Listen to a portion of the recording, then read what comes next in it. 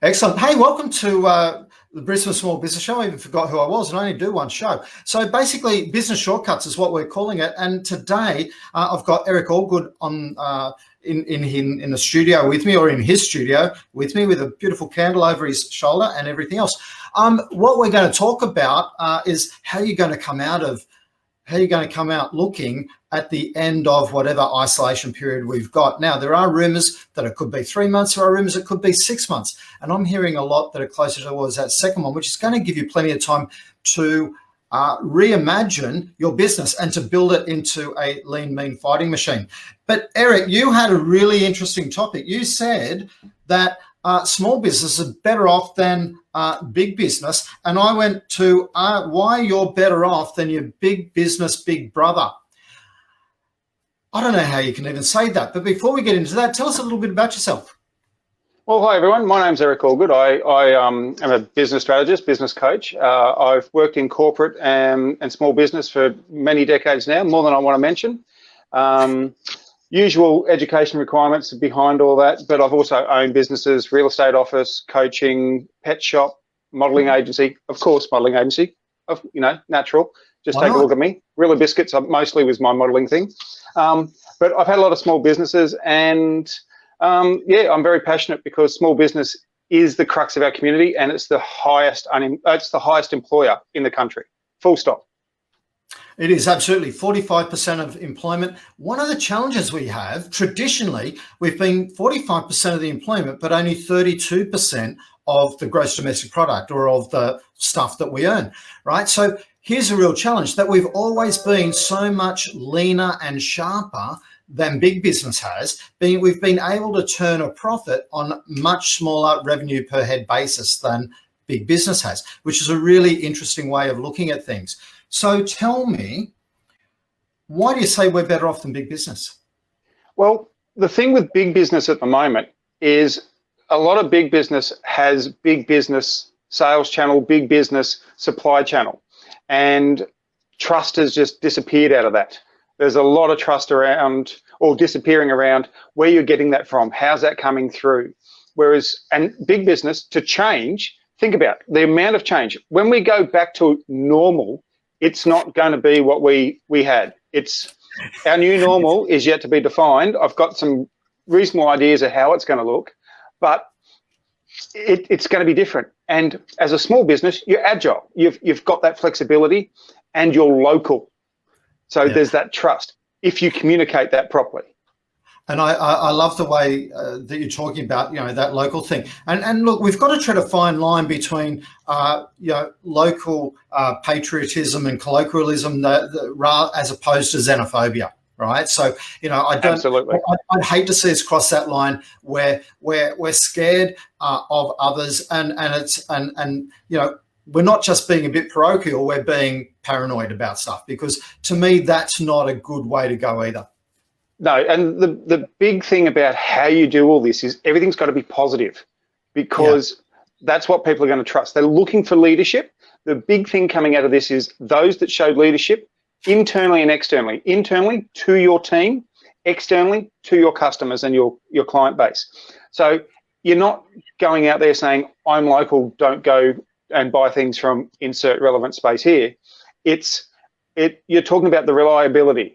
Because I'm just here, I can do this more quickly. So you talk about reliability and agility as opposed to xenophobic stuff. So it's all positive words.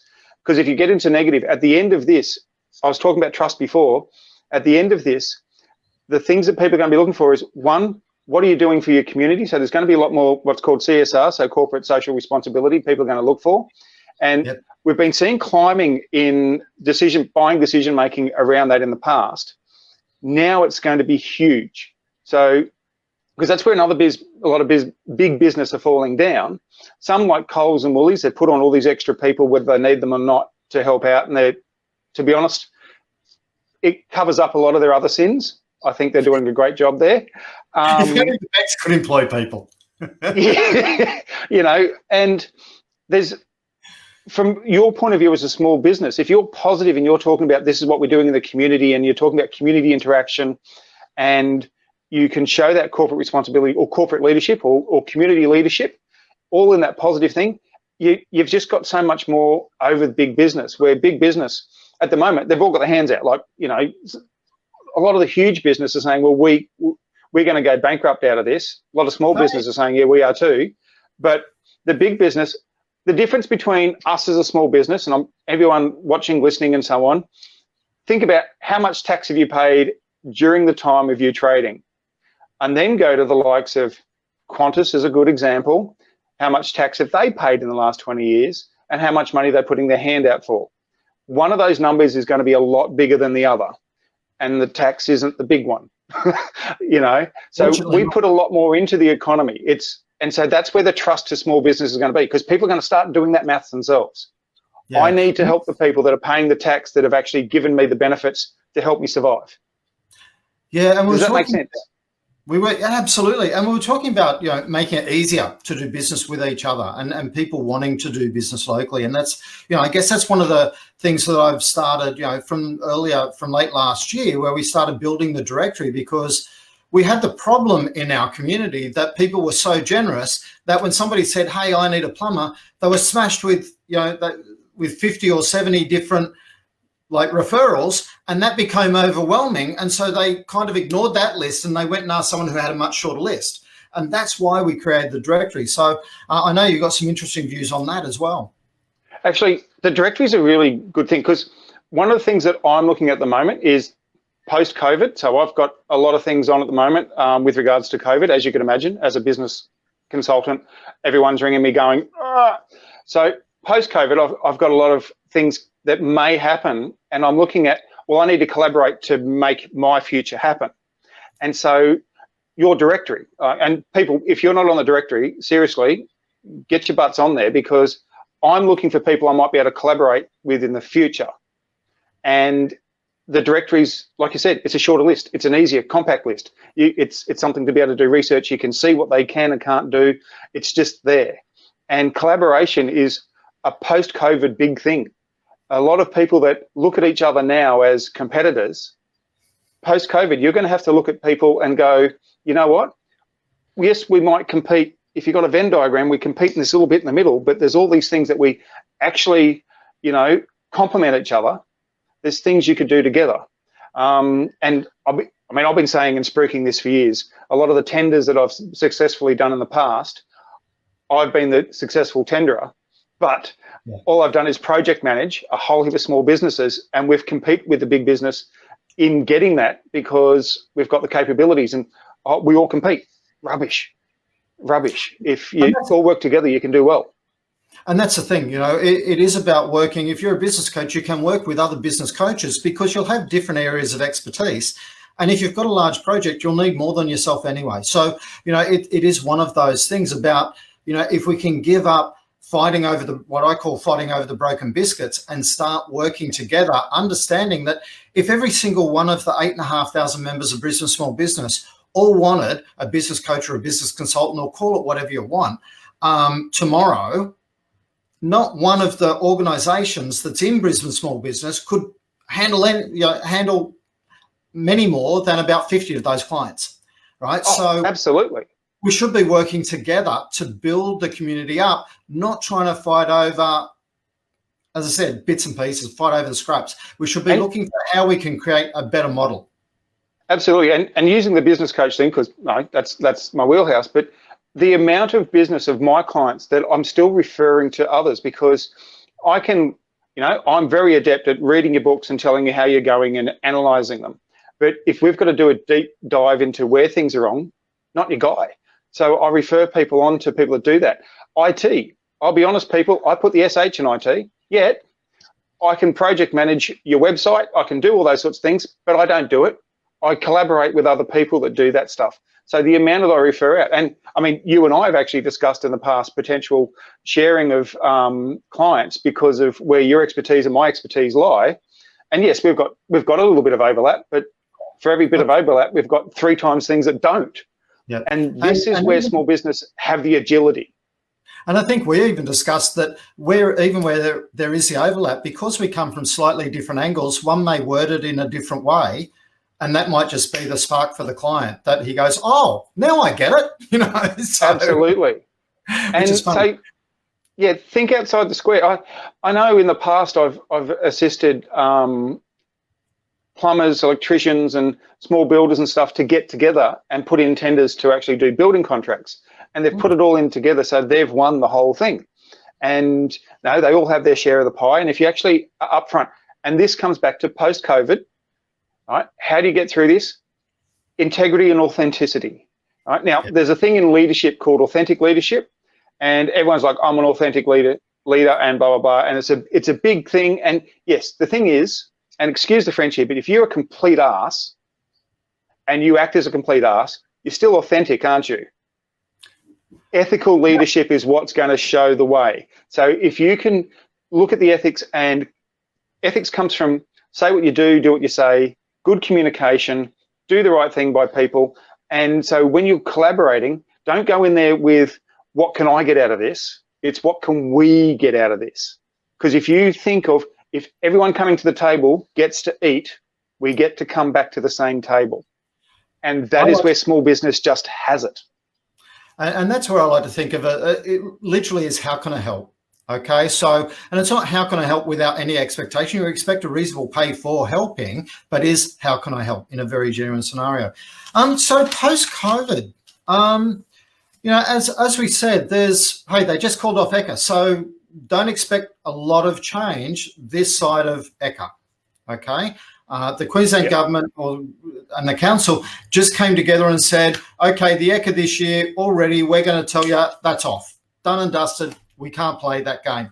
So if that's the case, it's going to last that long. So that gives you at least until the end of August before we're going to be coming out of this. I've also heard rumours as late as it could be October, but let's not scare ourselves with these things. Let's look for the opportunity that's there. And here's where I want to ask you a few different questions. What are the things, if you had 3 key things you could work on right now for the majority of the businesses that you've been talking to, and you said you lost 98% of your clients within the first 2 days of COVID, and now you've bounced back and could have the best year ever. What are the 3 things that people need to work on? Okay, so the first thing is, and I like to quote Winston Churchill here, and that's never let a good crisis, or never let a good crisis go to waste, right? So there's this thing about, and another quote, I don't know who said it, but there's never a bad wind, or there's never ill wind that doesn't benefit someone. So I'm sure what I noticed, yeah, it would have been you. It was obviously a very wise man or woman. So what I looked at is, okay, I lost 98% in a few days, which meant I was obviously going in the direction opposite to what the trend was at the time. So then I had to change and look at, well, what direction can I go in order to be benefiting out of this wind? Now, if there was 3 things, and the 3 things that I say the most is leadership. You've got to look at your leadership. Leadership is something that, yes, you can be a natural leader, but that doesn't mean you'll be a good leader. That just means you have the qualities. A good leader is something that's actually learnt, and there's a lot of things that you can learn about that. And you know, there's things that you can pick up. Then understand your process, internal, external. So when you're coming out of this, if you employ people, how do you employ them? Now, COVID has been awesome insofar as the amount of people that are working from home that have always asked, can I work from home? And it's like, no, I don't trust you. Remember I said trust is a big thing now? Now they have to trust them to work at home, because otherwise your business shuts completely. So the first thing is, how are you looking at your KPIs within your people and your organisation? So if I do a certain task for you, are you adjusting your KPIs so it's about hours or about success within the tasks? Are they KPIs also then looking forward to what is the strategic direction and goals of the organisation? And do I know what I do now and how that affects that strategic goal? So I am part of the team and I feel like I'm 1, valued, and 2, integral. So there's that, there's communication, there's leadership. Also external. So how are you communicating that to your customers? And marketing, when I do marketing talks, I always talk about your why, your why, your why. And if you're marketing and you're listening to these gurus that talk about volume of marketing as opposed to the communication of your why, one, stop it, just stop. It's all about your why. And after this, it's also about your communication of that why and how you're changed. And again, authenticity. Be honest about how COVID affected you. So at the end of this, let people know we're now doing it like this because we've had some serious lessons, right? And this taught us how we needed to change, and the world has changed, and we've decided to change with it and get on board. Be honest about it, and don't market it up. If you're not being authentic and you're not, doing that right, people are going to smell through the BS pretty quick. So you've got that. And culture. Culture is now king, because the culture of an organization is now going to be palatable to your consumer, to your client. Before, culture was like, oh, they're just busy. Now it's going to be, well, how are you treating? Because don't forget, the stories that are getting the most likes and the most views in this are how people are helping each other. Right? The amount of social media I'm seeing where people are begging to stop talking about the death toll and start talking about how many people have survived. And so it's all about helping. There's good news stories where people are sitting in their driveways and having neighbourhood drinks. So they're still social distancing, but they've got that social interaction. There's a lot of good feel stories that are coming out of this. And you need to get on board with that. Absolutely. Look, we've had a few people have done some conference.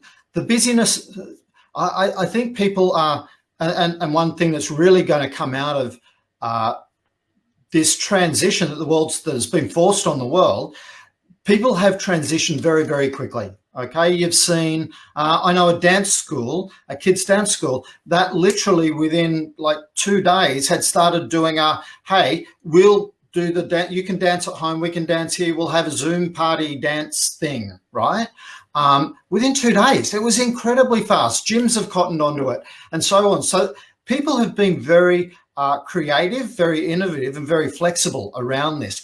I agree wholeheartedly. The main point there, though, that's small business, because the big businesses struggle to get on board with that, because one of the big things at the end of this is, how does your organisation look? The more bureaucracy you have, the less flexible you are.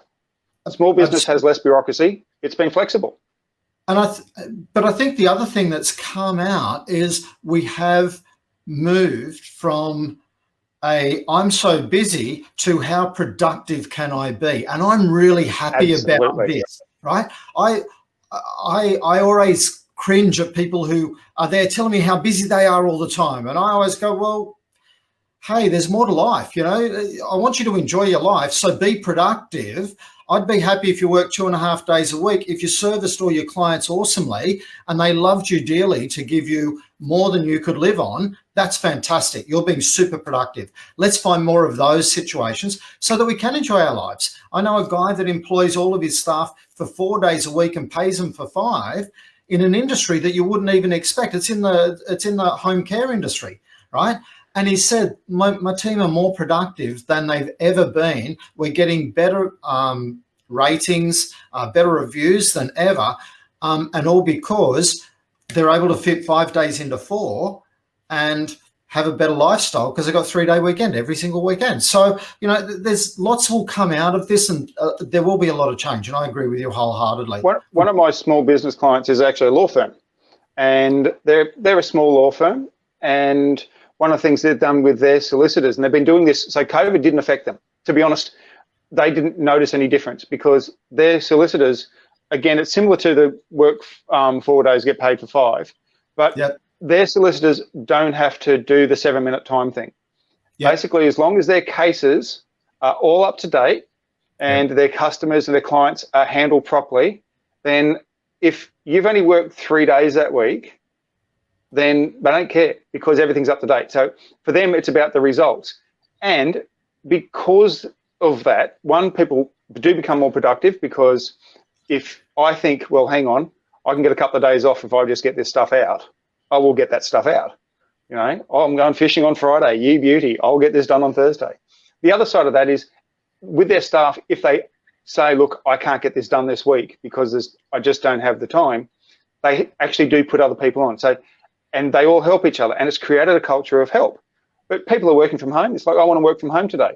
Now, working from home, can I just state from a protect yourself point of view, if you don't have a work from home policy or a work from home checklist, you could be at risk. So if I work for you, Kevin, and I'm working at home and we haven't done the checklist and you don't have a policy and I fall down and hurt myself or someone breaks in, you could be liable, personally liable for what's happened to me in my home. So people, please just think about that. And quick plug, on my website, I've got resources for that as well. So, you know, these are the things you've got to consider. But flexibility. You're going to put them in here. You're going to put that resource in the list below this video when we get off. Okay. Okay, cool. Really important point. Look, I've really loved the conversation. We've actually gone way over time, but it's been a fantastic conversation. I've really enjoyed it. A couple of key things that I've got out here. One is really about authentic or real leadership coming through. Yep. To develop, to really build a culture. And here's stuff that we've already talked about. We've got an overlap in, but we go about it in different ways, but we just both come up with a great result. Then it's about innovation and being flexible, because that's going to be your strength moving forward. And finally, it's about being productive through automation and helping you service a much greater stuff. All of that is wrapped up in look for collaborative processes on how we can all work together to produce a much greater result. Have I kind of wrapped up our conversation pretty well? Absolutely. And just a quick plug for you, make sure you guys register and you get on the list, because people like me that are looking to collaborate, that's where I'm going to look. And when it comes to thinking outside the box, no, I don't recommend that. Ignore the existence of a box and just think. Because a box, whether you're inside or outside, creates a barrier. Get rid of that barrier and think. So we do have a special on the directory at the moment, and you know, basically we're giving it half price, and the basic package for as low as $12. The reason for this is I want as many of us on this directory as possible so that we can easily do work with each other. I know people who've stopped putting questions in our group because they're scared of the response they're going to get and everyone harassing them. That's why we've got the directory there, so that people can shop at their leisure. We all love to shop at our leisure. We all love to then go and approach people so that we can buy. So please think about it. I'm not saying you have to get on there, but you will miss out on business if you're not there. So, well, with regards to the group, I don't even answer those questions anymore because there's so many people. So as a business, it's not worth my while putting a comment in, because, you know, so anything I get out of the directory. And just something for you to know, since I've joined the directory, my Google rankings have gone up because of the links, because, you know, that's how that works too. So there's side benefits for it. But, you know, in essence, you've got to think what's best for you, and what's best for you is innovate, think different. If the wind's blowing against you, turn around and where is it headed for you? So the one thing I want to say is, imagine that you had 3 months to re-engineer your business, to just focus on how it should look, because I know we get so busy in the day-to-day, you know, it is that situation that we get so busy that we don't get round to all these different things. Okay, so start doing those things. Even if that's locked up at home, you've got all the time. Even if that's just a drive time that you normally would have taken to get to the office, work on your business more and more so that you come out and do an awesome, you know, you're in an awesome position, you're lean, and everything is ready to go to be as productive as you possibly can. That would be my stuff. Look, I have really loved the chat today, Eric. How do people find you? sbaas.com.au. But go to the directory, sbaas.com.au. But you'll find me on the directory because, you know, I'm right up there, and you know, the links are there. And Eric or is Google Eric Allgood. I was going to say, Eric is one of the guys that does think differently. Have a look for his name. That'd be fantastic. I've really enjoyed the talk today. Thank you so much, Eric, and we'll catch everyone later. Cheers. See you guys.